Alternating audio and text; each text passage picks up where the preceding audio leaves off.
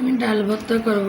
আগের দিনের কিছু ডাল ছিল, সেটা গরম করে ঝুরঝুরি করে নিলাম। এখন তার সাথে যে পেঁয়াজ ভাজি আর রসুন ভাজি, এর জন্য রসুন আর পেঁয়াজ ভাজি,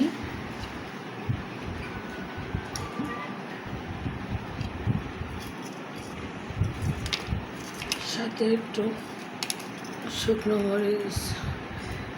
মরিচটা আমার ঘরে একটু মরিচ খাওয়াই বেশি,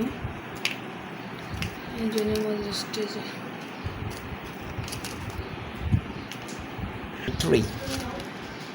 এবার কিছু লবণ দিয়ে দেবো, দিয়ে এবার মরিচটা বেশি দেবো।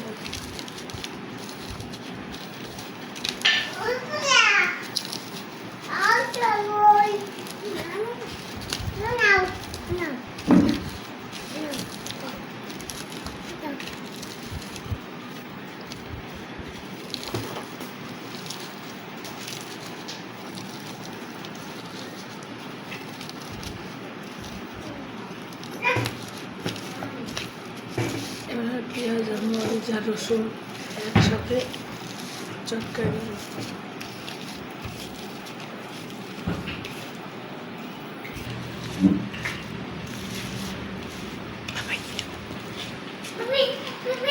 গরম তো, এই জন্য একটু